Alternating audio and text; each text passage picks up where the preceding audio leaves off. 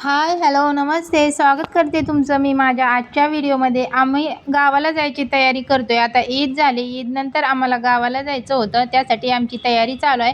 आम्ही हेअरकट करायचा होता. माझा हेअरकट केला आणि म्हटलं मायराचे पण खूप केस वाढलेत. मायराचा पण हेअरकट करायचा होता.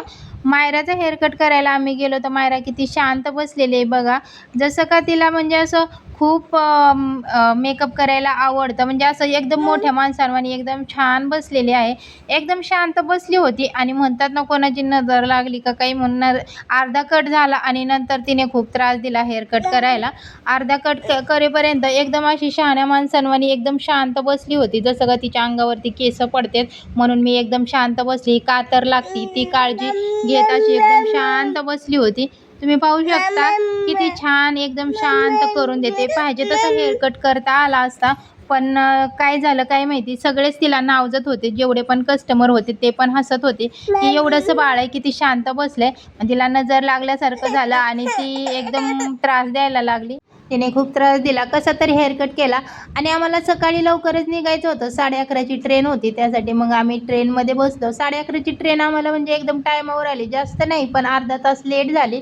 तर ट्रेनमध्ये बसून मी थोडंसं शूट केलं होतं कारण मी पहिल्यांदाच ट्रेनमध्ये बसले होते. ट्रेनमध्ये बसायला मला अजिबात आवडत नाही कारण मला खूप भीती वाटते. लाईफमध्ये मी फर्स्ट टाईम ट्रेनमध्ये बसणार होते आणि ती पण एवढा लांबचा प्रवास करणार होती. कमीत कमी 2400 किलोमीटर आहे. म्हणजे दोन दिवस मला जाणार होते ट्रेनमध्येच. रेल्वे स्टेशनवर गेल्यानंतर मला असं म्हणजे एकदम असं धडधड होत होतं का ट्रेनचा आवाज ऐकून. मग मला असं वाटत होतं आता तर मी याच्यात बसून जाणार आहे. ट्रेनमध्ये म्हणजे मला बसायला भीती का वाटते म्हणजे लांबच्या प्रवासाची नाही पण मला ट्रेनमध्ये बसायची यासाठी भीती वाटते कारण एवढेसे रोळ असतात ते आणि एवढेशे चाकांवरून एवढी फास्ट ट्रेन पळते. तर असं म्हणजे माझ्या मनात काही पण येत होतं की जर सटकली विटकली तर असं काय, त्यासाठी मग खूप मला टेन्शन येत होतं. कशी तरी मग आम्ही दिल्ली गाठली. दिल्लीमध्ये उतरलो. दिल्लीमध्ये उतरून आम्ही परत चारचाकीने आम्ही आमच्या गावाला निघालो. मध्ये नाश्त्यासाठी गाडी थांबली होती तर आम्ही म्हटलं इकडं काय स्पेशल आहे ते आम्ही ट्राय करावं. तर आम्हाला इकडं दाल मखनी स्पेशल होती तर ती ट्राय करायची होती. 260 रुपयाची होती आणि तुम्ही हॉटेल पाहू शकता. मी तुम्हाला हॉटेल दाखवते. हॉटेल पण खूप छान आहे. दाल मखनीसोबत ही बीट चा रंग लावलेला हा कांदा भेटतो म्हणजे सलाडमध्ये खूप छान दिसतो आणि ही दहीची कटोरी आहे ती तुम्ही पाहू शकता. एवढी सगळी दही भेटते. ती दालमध्ये टाकून खायची असते. आपल्या इकडे भेटत नाही बरं का, म्हणजे भेटते पण एवढं स्पेशल एवढं आवडीने कोणी खात नाही. ही दही आहे ती याच्यातच जमा केली जाते. म्हणजे हे मातीचं भांडं आहे याच्यातच जमा केली जाते. तर ते पण होतं आणि हे सलाडमध्ये हे दिलेलं आहे आणि आम्ही दाल मखनी घेतली. हॉटेल किती छान आहे तुम्ही पाहू शकता. खूप छान हॉटेल होतं कारण एकदम साफसफाई होतं. वॉशरूम तर एवढं छान होतं. मी इथून तिथून वॉशरूमला गेली नाही. या हॉटेलमध्ये वॉशरूमला गेली. आपल्या घरी कसं आपण एकदम स्वच्छ ठेवतो तसं वॉशरूम होतं. तर तुम्ही पाहू शकता दाल मखनी ही आलेली आहे आणि ही रोटी आहे. खूप महाग जेवण होतं ही.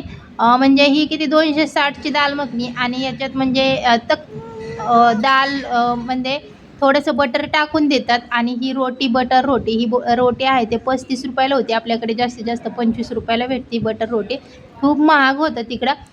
पाहिजे असं क्वालिटी नव्हती बरं का. हॉटेल ज्या मानाचं म्हणजे जेवढं डेकोरेशन केलेलं होतं तशी मला क्वालिटी वाटली नाही. क्वालिटी अजिबात आवडली नाही कारण एकदम असं तिखट तेज नव्हती. एकदम अशी सपक होती. म्हणजे मला तर आवडलं नाही टेस्ट. म्हणजे तिकडच्या लोकांना म्हणजे तिकडं लोकं कशी ते सिंधी वगैरे अशी बरीच लोकं आहेत त्यांच्यासाठी हे ठीक आहे. ते कमी तिखट खातात. जेवण वगैरे केलं आम्ही छान असं तुम्ही पाहू शकता. नंतर मग आम्ही परत फोर व्हीलरने प्रवास केला.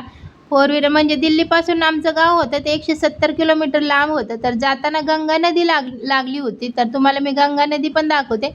व्हिडिओमध्ये गंगा नदी आहे ही थोडी म्हणजे स्पष्ट दिसलेली नाही कारण मी ब्रिजवरून आम्ही गाडी गेली आणि ब्रिजवरून फोटो घेता आलं म्हणजे एवढं व्हिडिओमध्ये आलेलं नाही आणि पाणी एवढं नव्हतं बरं का. कारण उन्हाळ्याचे दिवस आहेत. पाणी खूप सगळं सुकलेलं होतं.